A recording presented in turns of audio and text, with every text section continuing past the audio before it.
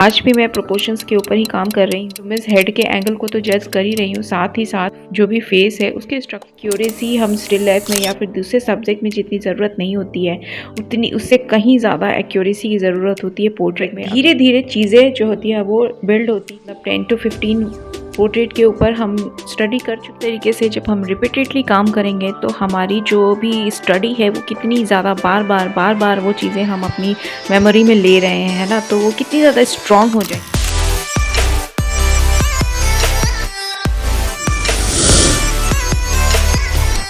Hello friends, welcome back to my YouTube channel. तो जैसा कि आप सब लोग जानते हैं कि मैं अपनी स्केचिंग क्लासेस स्टार्ट करने वाली हूँ, स्केच लाइक अ मास्टर।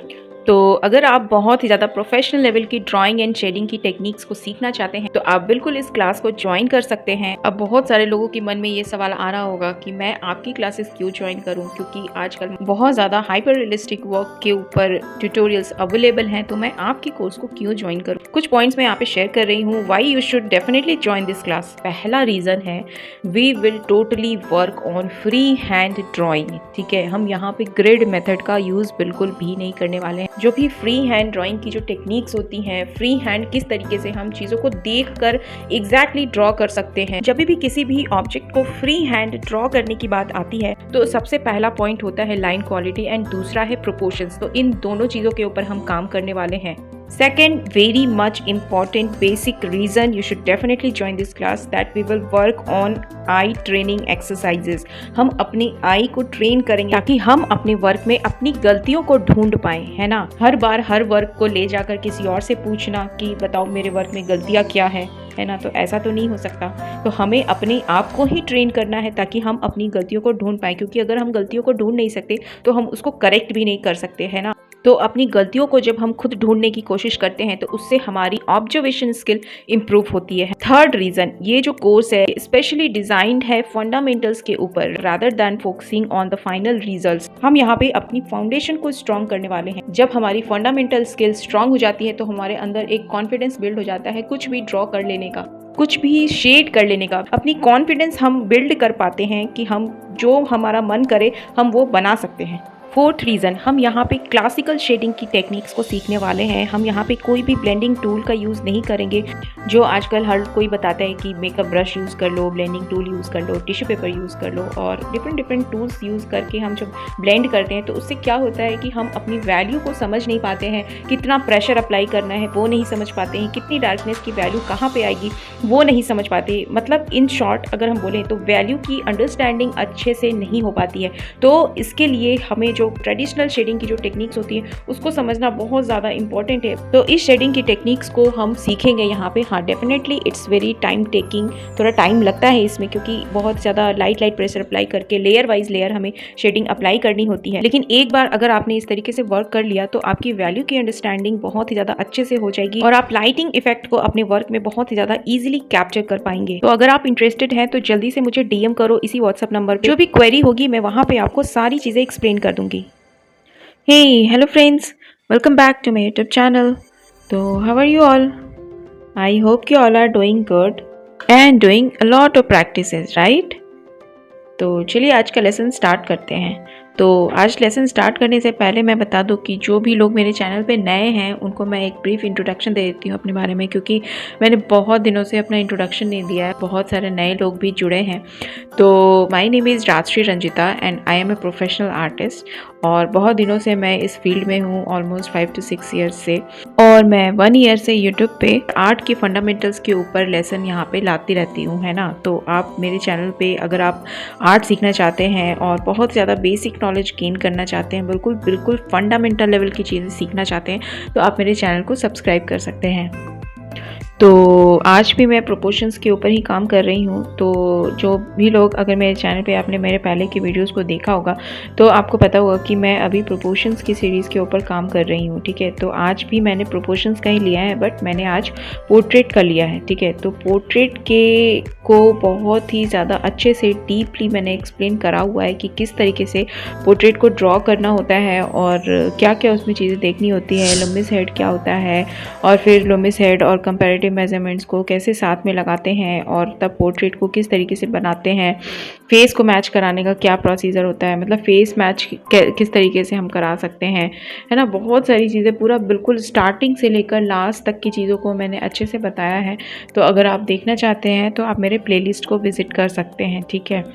तो यहाँ पे आप देख सकते हैं, यहाँ पे प्रोपोर्शन में हमारा जो भी हम यहाँ पे पोर्ट्रेट के प्रोपोर्शन की जब हम बात करते हैं तो मतलब आप जैसे मैंने इस वर्क को करने में मुझे ऑलमोस्ट 15 मिनट, मान के चलो 15 मिनट लग गए थे एक वर्क को करने में, क्योंकि मैं यहाँ पे लुमिस हेड के एंगल को तो जज कर ही रही हूँ, साथ ही साथ इस जो भी फेस है उसके स्ट्रक्चर को भी इनिशियल स्टेज में समझने की कोशिश कर रही हूँ। क्योंकि पोर्ट्रेट में क्या होता है कि बहुत ही ज़्यादा माइन्यूट डिफरेंसेस भी होता है, तो हमारा फेस जो होता है वो चेंज हो जाता है, ठीक है। तो इट्स डिपेंड ऑन एक्यूरेसी, ठीक है। जितनी एक्यूरेसी हम स्टिल लाइफ में या फिर दूसरे सब्जेक्ट में जितनी ज़रूरत नहीं होती है, उतनी उससे कहीं ज़्यादा एक्यूरेसी की ज़रूरत होती है पोर्ट्रेट में, अगर आप फेस मैच कराना चाहते हैं तो, ठीक है।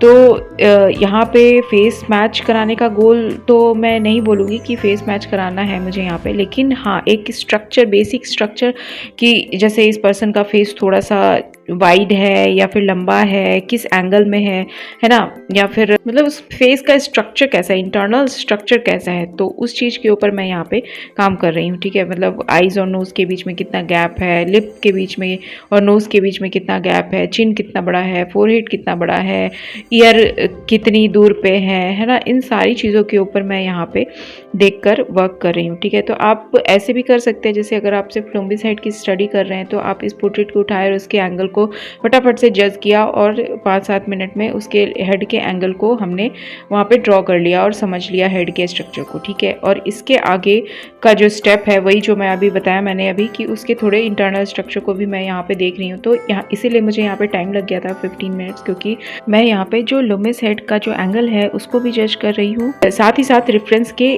प्रोपोर्शंस को भी मैच कराने की कोशिश कर रही हूँ।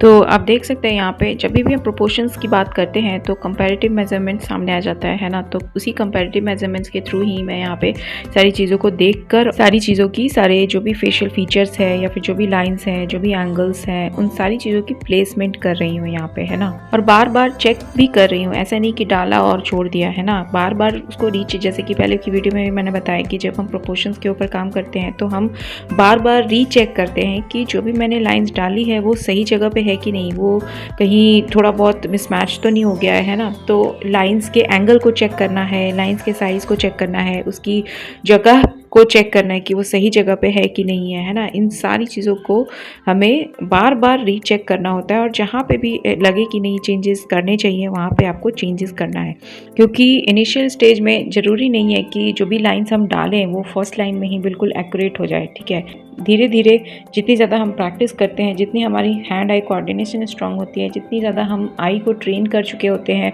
अपनी गलतियों को ढूंढने के लिए, जितने ज़्यादा हम प्रोपोर्शन जजमेंट एबिलिटी के ऊपर वर्क कर चुके होते हैं, तो धीरे धीरे चीज़ें जो होती है वो बिल्ड होती हैं। जब चीज़ें सबकॉन्शियस में जाती हैं, फिर सबकॉन्शियस के थ्रू बाहर आती हैं, तब धीरे धीरे वो चीज़ें सुधर रही होती हैं, ठीक है।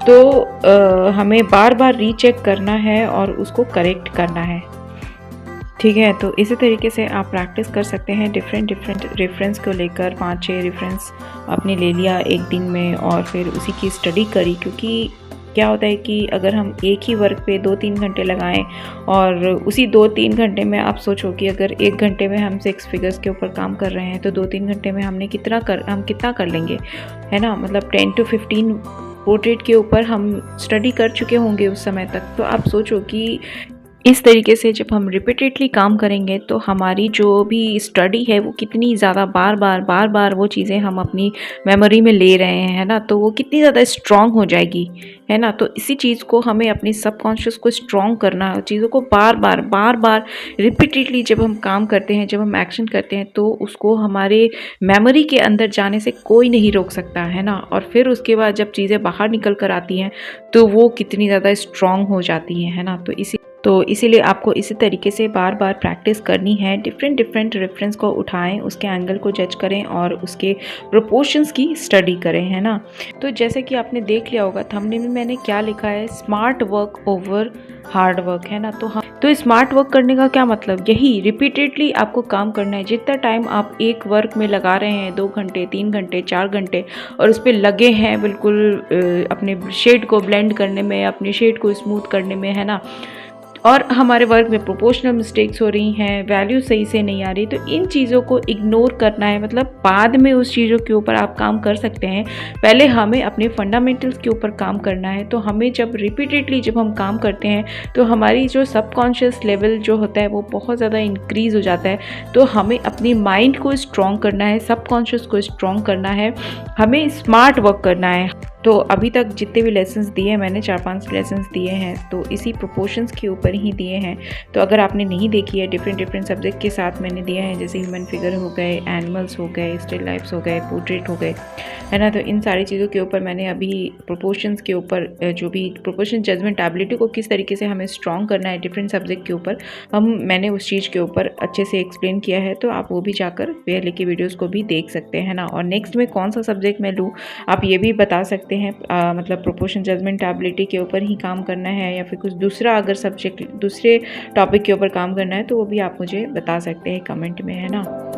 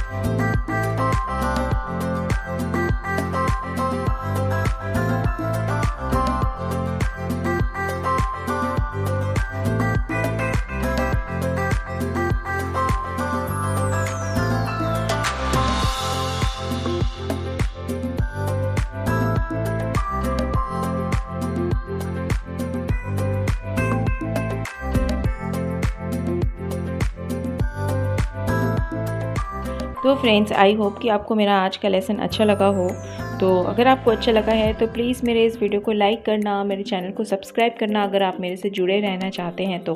और अगर आपको ये वीडियो थोड़ी सी भी इन्फॉर्मेटिव लगी हो तो प्लीज़ आप इसको शेयर भी करना ताकि ये और लोगों तक भी पहुंच पाए, है ना। क्योंकि पोर्ट्रेट ऐसा सब्जेक्ट है जिस पे हम काम तो करना चाहते हैं लेकिन बहुत गलतियां हो जाती हैं, फिर उसके बाद हम डीमोटिवेट होकर हम छोड़ देते हैं ना। तो इस तरीके से प्रैक्टिस जब हम करेंगे और इस तरीके से अपनी स्किल्स के ऊपर काम करेंगे, अपने प्रोफेशनल जजमेंट एबिलिटी के ऊपर काम करेंगे तो डेफिनेटली आपके वर्क में इम्प्रूवमेंट होगी, है ना।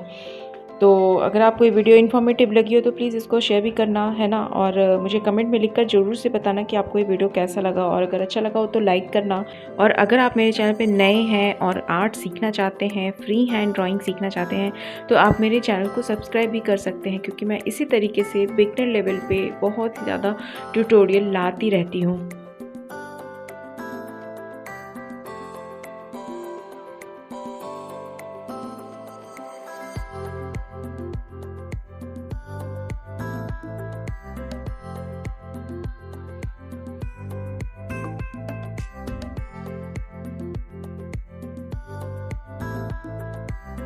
तो friends, please like share and subscribe my channel.